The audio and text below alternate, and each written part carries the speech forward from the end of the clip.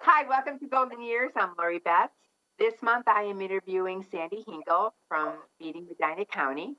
She is going to give us an update on all the happenings of 2020. So come on back and we're going to hear all about Feeding Medina County.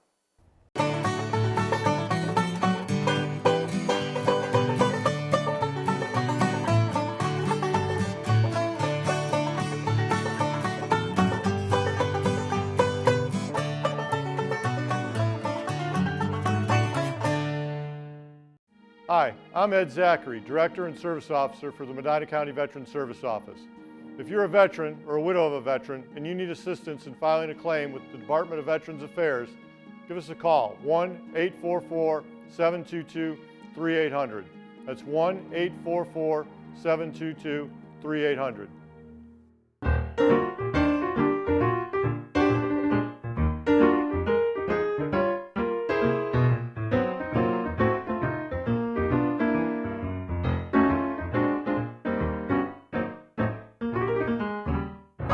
Hi, I'm Lori Betts and I'm interviewing Sandy Hinkle from Feeding Medina County. Welcome, Sandy. Thanks for joining me this month on Golden Years. Thanks for having me. And one thing I do want to say before we get off on different roadways, kudos to you in your retirement. I know working for a nonprofit has to be very challenging. And with the year you've had, it's got to be time for you to say, okay, I need another career, retirement. Yeah, that's going to be the career right there. You got it. So share with me, you go back to 2014 when you first became the executive director. I do. Yep, 6 years ago. So how different, what happened in your transition when you joined Feeding Medina County? A lot of changes has to have happened. Boy, there has been a lot of changes in our organization. Well, when I started in 2014, it was a 3-year-old organization. So they had two major programs, and that one was Weekenders for Children, and the other one was Staples for Seniors. And both of those were in their infancy stages, so to speak. Um, I had 16 schools when I started for the Weekender Backpack Program. And I think we were, I want to say, let's see, I think we were 7 facilities for our senior centers at that time. So if you fast forward to today, we now service 32 schools and a few other outlying programs, such as a couple preschools and homebound school is another one. And then we have 12 senior facilities that we service. So we've grown, by the number of people that we serve dramatically. We went from 600 children to, during the height of the pandemic, we were doing 1,400 kids every week. We went from about 250 seniors to almost 400 that we service every month. So we have grown over my 6 years of being there. And we've done a lot of other things. We've moved from a 2,000 square foot facility to a 7,000 square foot warehouse with 17-foot ceilings so that we can stack product on racking that goes 3 high. And we've also expanded in the number of pantries in our county that we serve. So we've grown in leaps and bounds over the past 6 years. Something we would have never ever imagined. We have quadrupled our resources in a number of ways. Monetarily, it now takes us. Our organization is about $1 million a year to run right now. Wow, that's a lot of dollars. It is. So a lot of community dollars too, because you don't reach out for grants. You can't, or you have no funding at your fingertips. Well, I do write a lot of grants, but those grants are very small grants. $1,000 or $1,500. If I look at the cost of my senior program, that is over $100,000, just that program for a year. Now, I don't get any funding for that. There's not a lot of funding out there. If I look at the cost, our weekender program in the past has cost about 15 or 150,000. I suspect last month the cost of that program just for the month was $20,000. So if you times that by 12, you're looking at 240,000. And I'm just talking food. I'm not talking about paying an operations manager to run the warehouse, myself, our truck, the overhead of a building. So you can, once you start to factor all that in, these programs are very expensive. And you're right, we get a little bit of United Way funding for kids for food. Everything else has to come in donation from people. Okay. I want to stop you right there is when you're talking about seniors. How, when you said during the pandemic for the children, how did it go from 600 kids to 1,400 when a lot of the parents were home? Well, okay. When I started, we were at 600. So typically, what we would pack is 1,000 bags every week for kids in the school during the school year. So Okay. what happened when the pandemic hit is you had a lot of parents all of a sudden who were out of work that Correct. didn't have the availability to provide food like they used to. So that was the increase in numbers there. I also had schools calling me. This program was designed for the elementary school kids.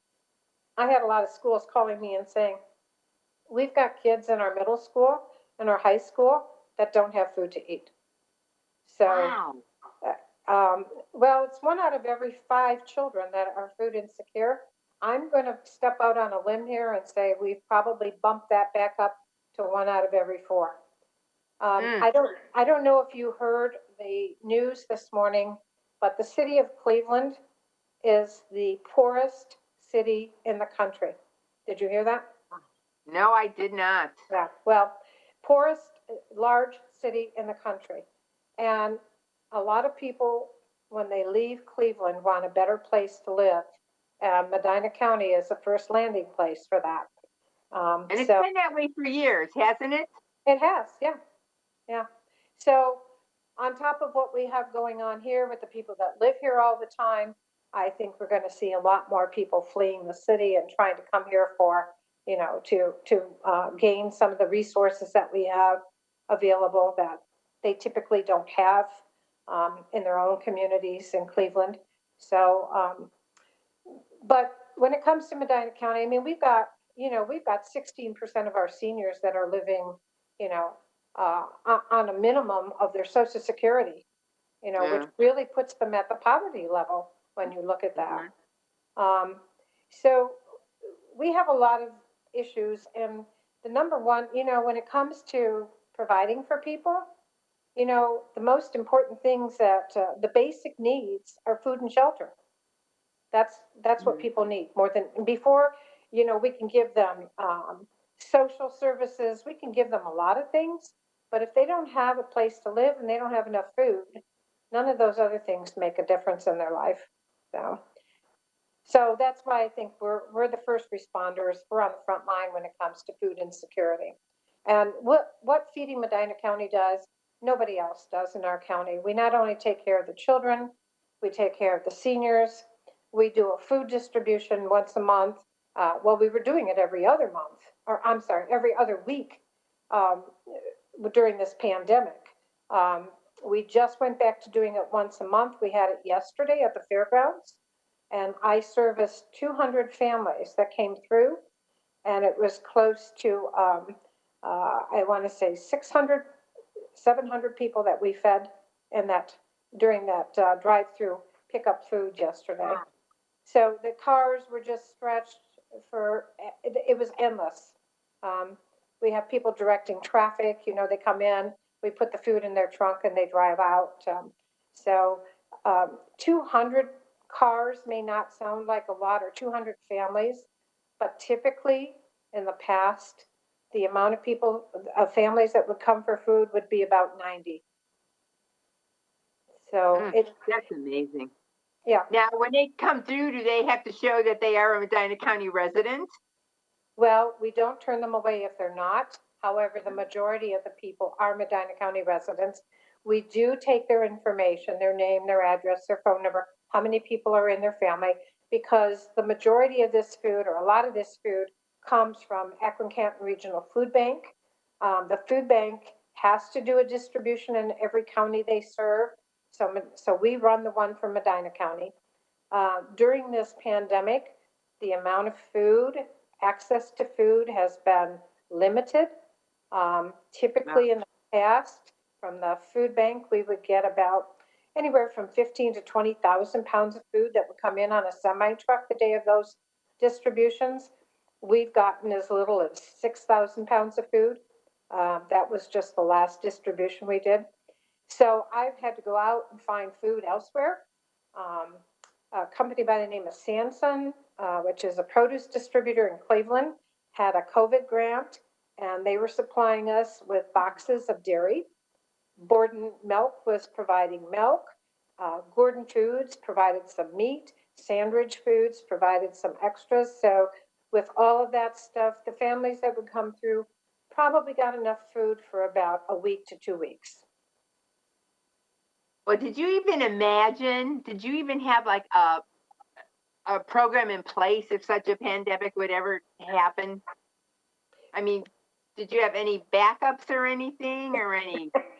We didn't then, but we do now. So let me explain that. So, when this started, the very first thing that came to my mind was we're going to keep feeding the kids and we're going to keep feeding the seniors. That's our main thing that we do.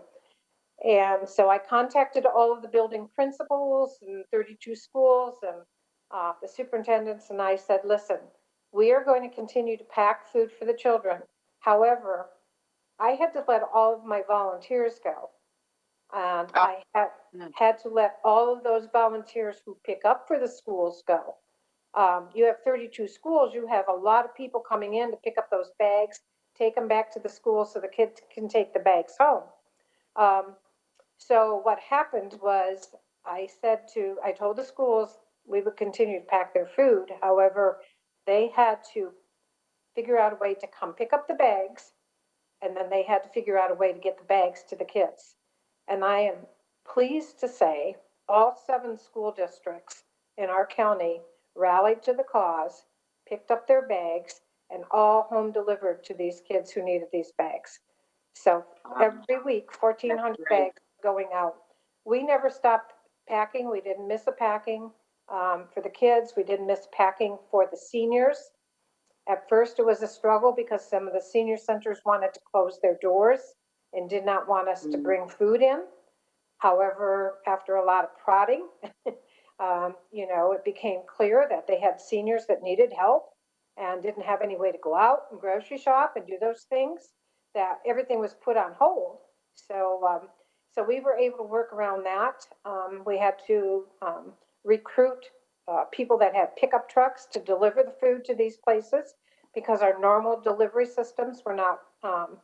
We had people like MRDD, the ARC, County Home. Many of them were people that supported we provided them with a job to do, and they would deliver the food to these places. Well, now they weren't delivering. So everything had a little glitch in it along the way, but we were able to pull it off and keep it going. And like I said, we haven't missed a beat. One of the things that was huge was we had about 6 weeks where we could not buy food anywhere. And because we buy 100% of our food. The food bank's menu went from 14 pages to 1 page. So we were behind the 8 ball. At one point, we went to we went to Costco and said, if we join, can we buy pallets of food? They assured us we could. And after we placed our order, the order was denied because we ordered like 2 pallets of soup. And we were told that Campbell's would not fill that order for us. They were not going, because if you look, Lori, when you went into the stores, the shelves were bare. Empty. Oh, yeah. And they still are today. I think mine says limited exactly. Exactly. So we got through that the best we could, but I made a vow at that point in time, we would never have anything less than 2 months' food supply in our warehouse. And we are now up to par with that. We have taken down shelves, we have rearranged, we have food stacked all over in that warehouse. So if need be, we're gonna get through a couple months. If we can't buy food, we're gonna be okay. So, Um, and then feeding your seniors, that had to increase too, I'm sure, because they right. weren't allowed out. Yeah, they went up to about 450 at one time. And here's another thing, we give our seniors really healthy food. That's what I pride us on, is being able to make sure that our children and our seniors not just get food, but they get healthy food. So when we gave, in the past, um, about 4 years ago, I started going to the 4-H auction at the fair, asking, speaking from the auction block, asking people to donate that meat back to Feeding Medina County. And I would work with the processors. We'd have it put in 1.5, 2 pound packs, and that all goes to seniors. It's earmarked just for seniors. Well, last year we got about $65,000 worth of meat from the 4-H auction. This year we got 27,000. So Wow. it goes to, everything has been affected by this. Everything.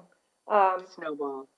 Yeah, and it's probably not going to end, because as we go into the holidays and B, Mhm. flu season, and who knows what's going to happen, if they shut things down again, we're really we're at a critical point here when it comes to making sure people that need food get the food that they need.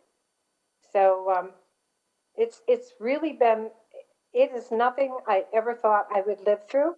I thought I was going to, actually, my retirement was supposed to be July 4th, but we hit a pandemic, and I could not leave during the pandemic. I just couldn't do that to somebody. Try to, this job is enough in and of itself to learn without all of these snags. So my projected retirement date, my final retirement date is December 31st. So, and I'll get, over this hump and then through the holidays, because the holidays are hard.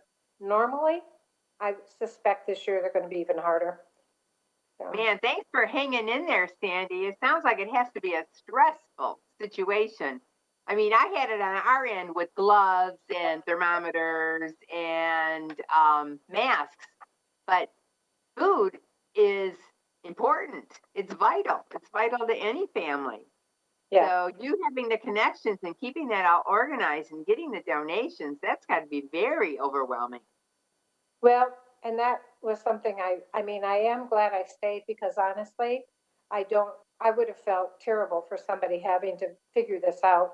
I'm lucky that I've been where I've been, and I have a lot of connections, and I know who to contact, and, so that's been a blessing by being able to make that work, for us right now.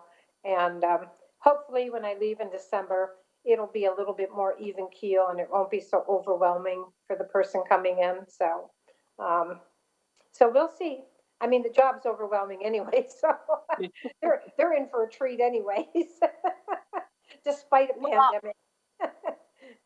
and I'm sure, well, let's talk about your volunteers real quick. I mean, how many volunteers do you have to make this all happen in a normal scenario?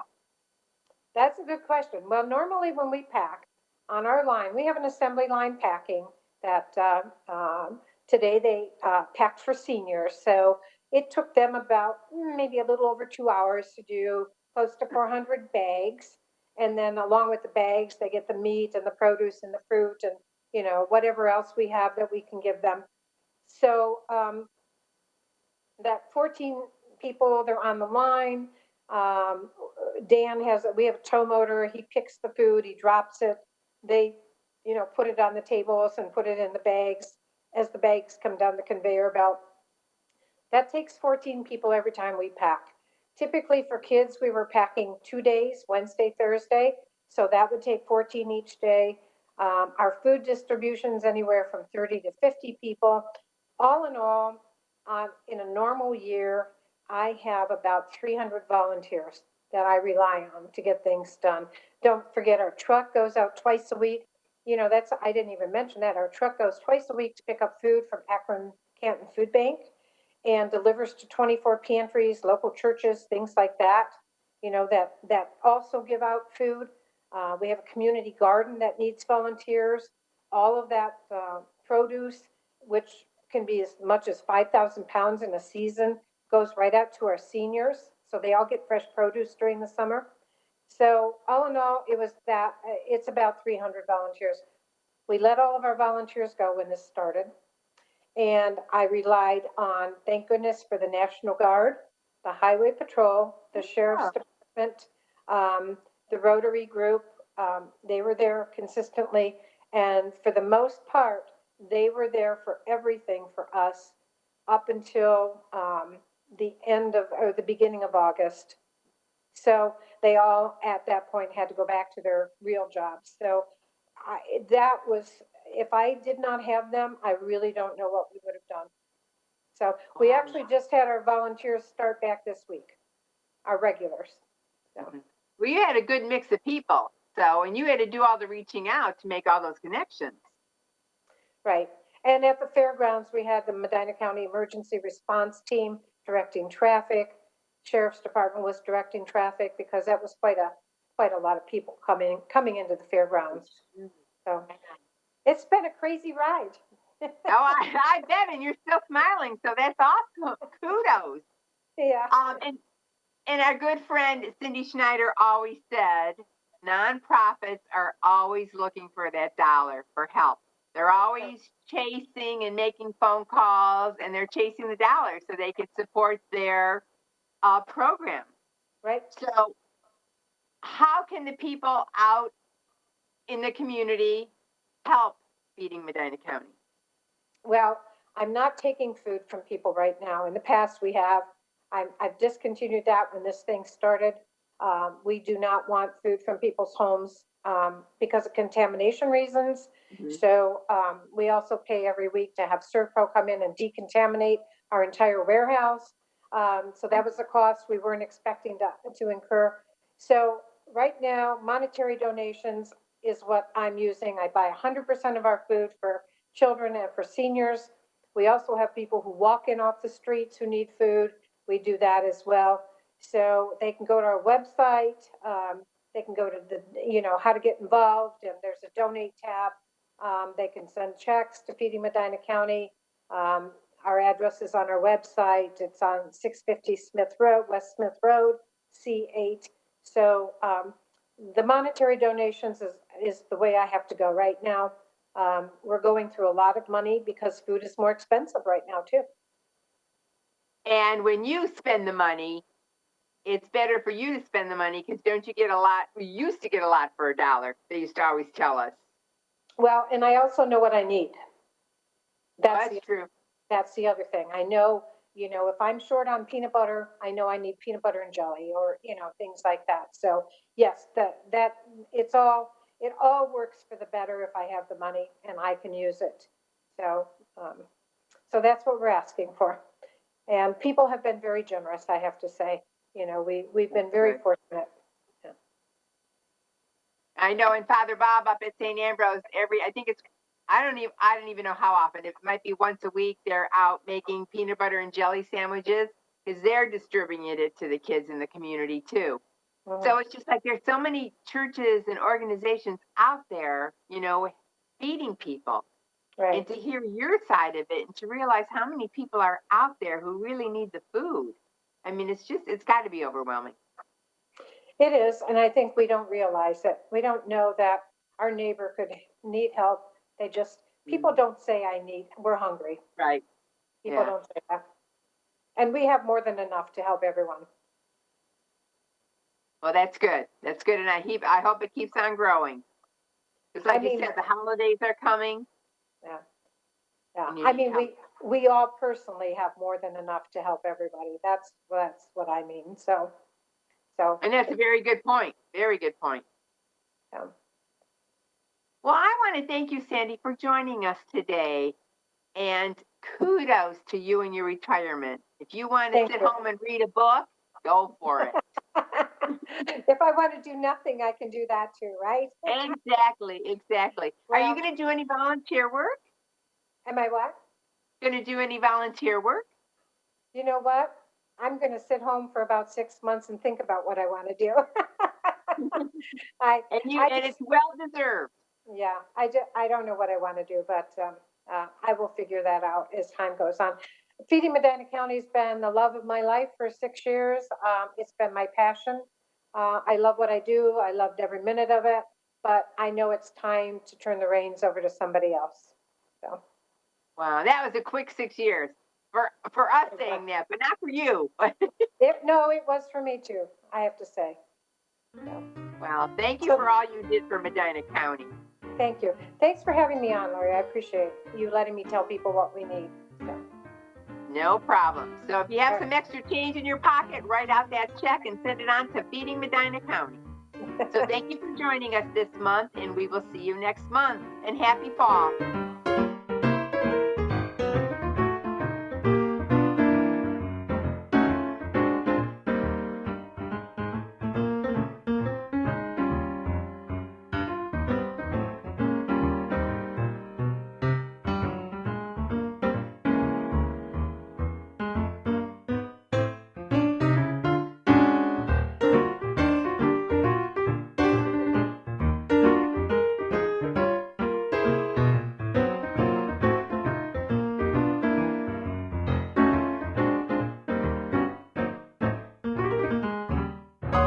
Our fight against coronavirus isn't over.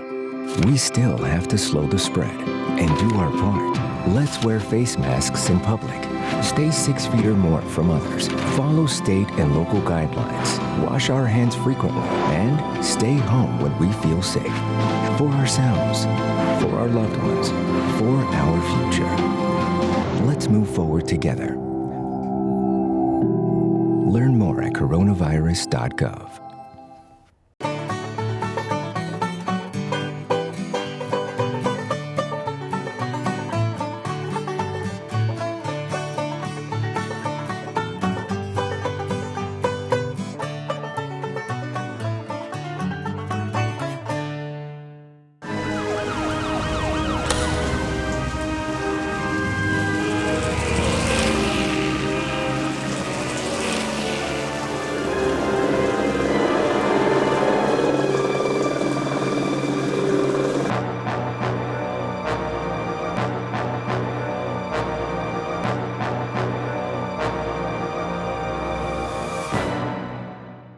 Okay, Dad. 1, 2, 3.